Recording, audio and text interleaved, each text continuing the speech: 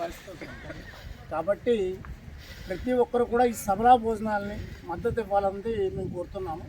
అంతేకాకుండా మన ప్రాంతంలో జీవం ఉండాలంటే సబలా భోజనాలు మనం ఎంకరేజ్ చేస్తూ భవిష్యత్తు తరాలని ఇట్లాంటి ఆహారం తినేందుకు మనం కృషి చేయాల్సి ఉంది. ఏదైతే ఈరోజు జెనెటికల్లీ మాడిఫైడ్ సీడ్ వస్తున్నదో, ఏదైతే కెమికల్ ఫెర్టిలైజర్స్, కెమికల్ ఈ పెస్టిసైడ్స్, అలాగే కలుపుతీత మందులు వస్తున్నాయి, ఇవన్నీ కూడా రైతుకి ఉపకరించే జీవజాలాన్ని చంపేస్తున్నాయి. మీరంతా అబ్జర్వ్ చేస్తున్నారో లేదో, పూర్వం మన పొలాల దగ్గర పూరేడు పెట్లు ఉండేవి. ఈ రసాయన క్రిమిసంహారకాలు, రసాయన ఎరువులు, రసాయన కలుపుతీత మందులు చింతపై కనపట్టలేదు.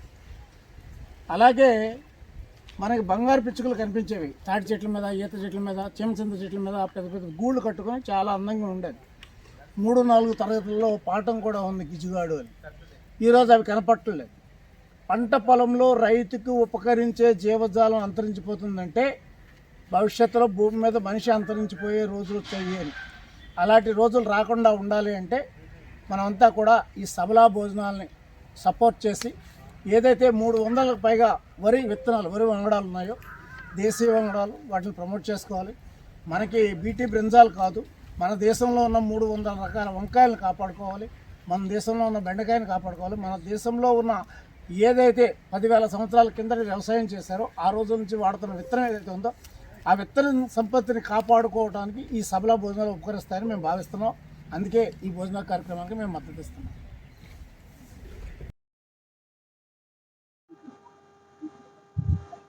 ఇక్కడ మన గోశాలలో, సింహాచలం గోశాలలో 2024లో మేము సబలా భోజనాల పండుగని పెట్టామండి.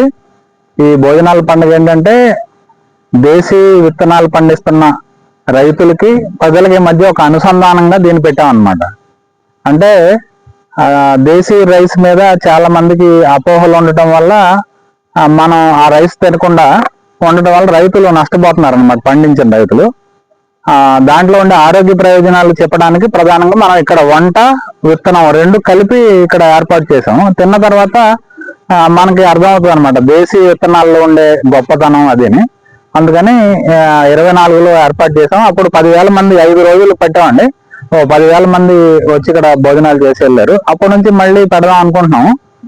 చాలా మంది అడుగుతున్నారు అనమాట భోజనాల పండుగ పెట్టమని. ఇప్పుడు మళ్ళీ విజయరామ్, ఇదంతటికీ లాస్ట్ టైం విజయరామ్ గారు కండక్ట్ చేశారు. సేవ్ సంస్థ ఉంది.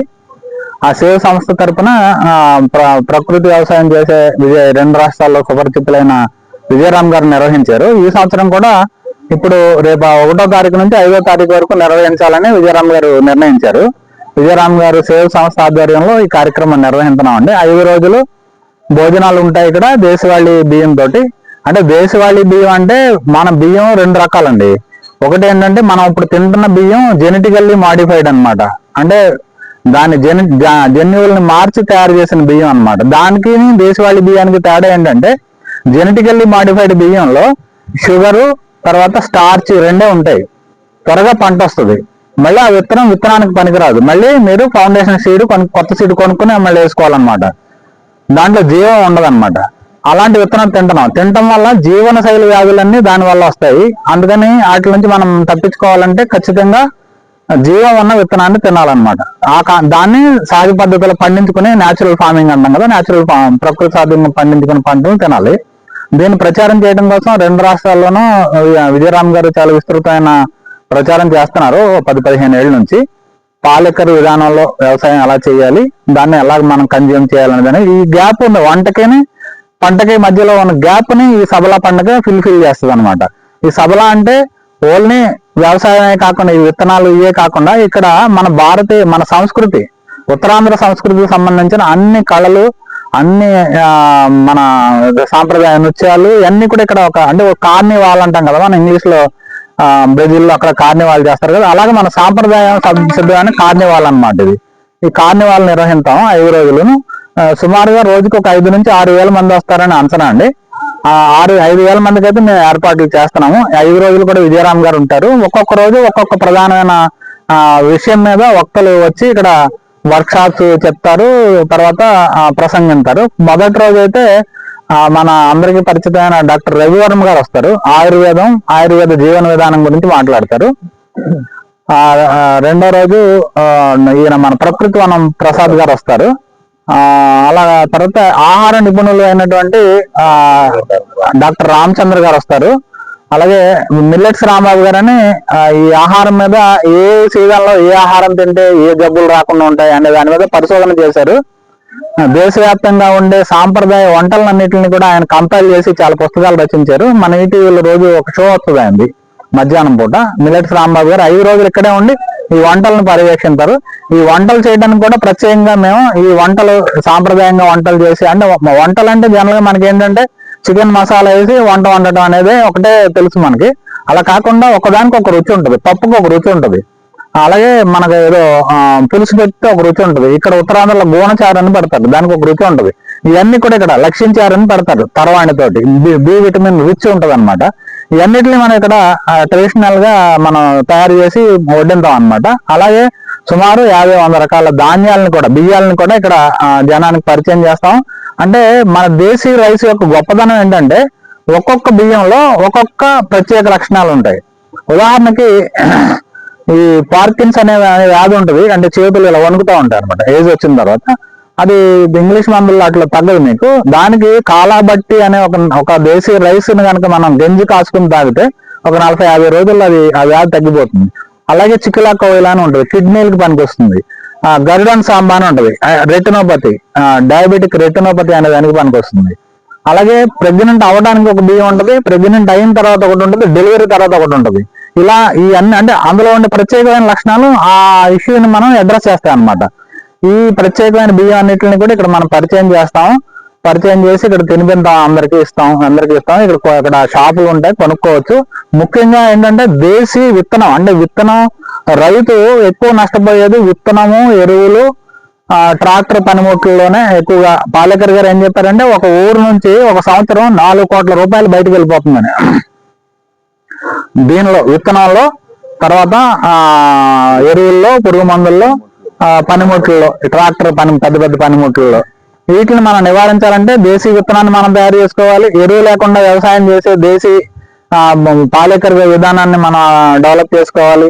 ఈ పనిముట్లు లేని వ్యవసాయాన్ని కూడా మనం ఏర్పాటు చేసుకోవడం ద్వారా వ్యవసాయంలో ఉన్న ఒత్తిడిని తగ్గించగలుగుతాం.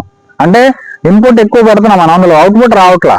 అంటే దాన్ని వ్యవసాయ పెట్టుబడిని తగ్గించుకోవడానికి మనం ప్రయత్నం చేసే విధానాలన్నింటినీ ఇక్కడ చెప్తారు.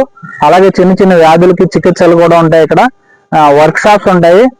విద్యను కూడా మనం ఎలాగ చెప్పాలనే దాని మీద కూడా ఒక వర్క్ షాప్ ఉంటుంది. తర్వాత ఈ ఉత్తరాంధ్ర ట్రెడిషనల్ జానపదాలన్నిటి మీద ఇక్కడ అన్ని ప్రదర్శిస్తారు. ఈ బుట్టలల్లి వాళ్ళు కూడా వస్తారు, తమిళనాడు నుంచి అక్కడి నుంచి కూడా చేతి వృత్తుల వాళ్ళు వస్తున్నారు. ఈ అన్నిటిని తిలకించడానికి జనం వచ్చి వీటిని ఆస్వాదించి దీని నుంచి ప్రయోజనం పొంది రైతుకి మేలు చేయడానికి, ఈ రైతు పంటలు డైరెక్ట్ కొనుక్కోవడానికి ఇక్కడ యాక్సెస్ జరుగుతుంది. దాన్ని వినియోగించుకోవాలని కోరుతున్నాము. ఇంకా మన వాళ్ళు మాట్లాడతారు. అందరికీ నమస్తే అండి. నా పేరు సత్యనారాయణ. ప్రకృతి వ్యవసాయం చేస్తాము. శ్రీ సుభాష్ పాలేకర్ కృషి విధానంలో దేశవాళీ విత్తనాల అభివృద్ధి, అలాగే విజయరామ్ గారు ఆయన ఆదేశాల మేరకు ఇలాంటి మన ఈ సభల భోజనాల పండుగలు అనేటటువంటిది కూడా ఆర్గనైజ్ చేస్తుంటాం అనమాట. 2024లో ఇక్కడ భోజనాలు ఏర్పాటు చేసాం. అదే మాదిరిగా ఇప్పుడు మళ్ళీ ఇక్కడ ఒక పండుగ వాతావరణాన్ని క్రియేట్ చేయాలనే ఉద్దేశంతో ఏప్రిల్ 1, 2026 నుంచి ఏప్రిల్ 5 వరకు 5 రోజులు భోజనాల పండుగ, అంటే ఒక పండుగ వాతావరణాన్ని ఇక్కడ క్రియేట్ చేస్తున్నాము. దానికి అన్ని చేతివృత్తుల వారు, అలాగే ఉత్తరాంధ్రలో ఉండే అంతరించిపోయినటువంటి సకల కళల్ని ఇక్కడ ప్రదర్శించాలనేటువంటి ఒక సంకల్పంతో ఇక్కడ మనం వర్క్ చేస్తున్నామండి. ఇక్కడ ఆర్గనైజ్ చేసేది మొత్తం అంతా ఎస్పీకే రైతులు, అలాగే గోదావరి ప్రకృతి వ్యవసాయదారుల సంఘం, అలాగే మిద్దె తోటల వాళ్ళు కానీ, అలాగే మన పర్యావరణవేత్తలు కానీ, వీళ్ళందరం కలిసి పని చేస్తున్నామండి.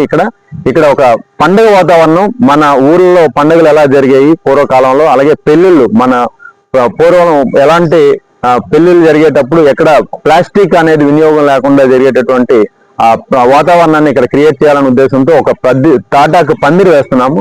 ఆ పందిరిలో అలాగే ప్లేట్లు కూడా తీసుకురావాలనేటటువంటి సంకేతాన్ని ఇచ్చాము. ఎవరు ప్లేటు, గ్లాసు, అలాగే చేతి సంచి కూడా తీసుకురావాలి. ఇక్కడ ఘన వ్యర్థాలు ఎక్కడ కూడా మనం ఉండకూడదు, ఎక్కడ ఎటువంటి ప్లాస్టిక్ అనేది లేకుండా చూడాలనేటటువంటి కాన్సెప్ట్ చేస్తున్నామండి. అలాగే మన దేశవాళీ ఆవులు, అంతరించిపోయినటువంటి ఆవులను కూడా ఇక్కడ మేము ప్రదర్శిస్తున్నాము. అలాగే పిల్లలకు కూడా వాళ్ళకి మనం కొన్ని రకాల ఈ గోశాల నిర్వహణ గురించి కానీ, అలాగే సీడ్ బాల్స్ తయారు చేయడం కానీ, పిల్లలకి జీవన విద్య గురించి కానీ, అలాగే యోగా క్లాసెస్ కూడా ఉదయం 5 గంటల నుంచి పిల్లలకి యోగా క్లాసెస్ ఎలా ఏంటనేది సస్టైనబుల్ గోశాలలో ఉండాలనేటువంటి సంకల్పంతో ఇక్కడ చాలా రకాలు మేము వర్క్షాప్లు కూడా ఆర్గనైజ్ చేస్తున్నాం. ఆయుర్వేద డాక్టర్లు కానీ, పంచగవ్య డాక్టర్లు కానీ, అలాగే ఇక్కడ నాడీ వైద్యం కూడా ఉచితంగా నాడీ వైద్యం కూడా పెడుతున్నాం అన్నమాట. అలాగే పూర్వకాలంలో ఎలా పండించుకునేవారు, ఎలా వండుకునేవారు, ఎలాంటి పాత్రలు వినియోగంలో ఉండేవి అనేటువంటి దాని మీద కూడా మేము ఇక్కడ చూపించాలనుకుంటున్నాం. ఇప్పుడు ఆల్రెడీ గ్యాస్ కొరత వచ్చింది, దాన్ని కూడా మనం గ్యాస్ అనేది వినియోగించకుండా కట్టెలతోనే ఇత్తడి పాత్రల్లో వంట చేయడానికి మేము ఇక్కడ ఆ వంటలు నేర్పించేటటువంటి దాని మీద కూడా వర్క్షాప్ ఆర్గనైజ్ చేస్తున్నాం అన్నమాట. సో ఇదంతా మీరందరూ వచ్చి ఈ తెలుగు రాష్ట్రాల నుంచే కాదు, దేశ నలుమూలల నుంచి కూడా వస్తున్నారు. వాళ్ళందరూ ఇక్కడ వచ్చి మీరందరూ ఇక్కడికి వచ్చి ఈ భోజనాలు తిని ఇక్కడ చేసేటటువంటి కార్యక్రమాల్లో పాలు పంచుకొని మీ వంతుగా సహాయ సహకారాలు అందించి, అలాగే ప్రతి రైతు కూడా పిడికిడి బియ్యం కానీ, గింజలు కానీ, వాళ్ళు పండించేటటువంటి విత్తనాలు ఇక్కడ తీసుకొచ్చి ప్రదర్శనకు పెట్టమని మేమందరం చెప్తున్నాం అన్నమాట. అలాగే విజయరామ్ గారు కూడా పిలుపునిచ్చారు. ప్రతి ఒక్కరూ వాళ్ళ ఇంట్లో ఉండేటటువంటి పురాతన వస్తువులు కూడా ఇక్కడ ప్రదర్శనకు పెడుతున్నాం అన్నమాట. సో అటువంటి వస్తువులు కూడా తీసుకొచ్చి ఇక్కడ ఒక గ్యాలరీ లాగా పెట్టి, అంటే వస్తువులు అంటే ఇంట్లో వంటకు వాడే వస్తువులు కానివ్వండి, వృత్తిరీత్యా వాడే పనిముట్లు కానివ్వండి, లేకపోతే పంట పొలాల్లో వాడేటటువంటి పాత వస్తువులు కానీ, అవన్నీ కూడా ఇక్కడ తీసుకొస్తే మళ్ళీ 5 రోజులు ఉంచేసి మళ్ళీ మీరు తిరిగి వెనక్కి తీసుకెళ్ళిపోవచ్చు. అది ఒక అంతరించిపోతున్నటువంటి ఆ వస్తువులను కూడా ప్రదర్శనకి పెట్టాలన్నటువంటి ఆలోచన ఉందన్నమాట. అందరికీ నమస్తే అండి. జై గోమాత.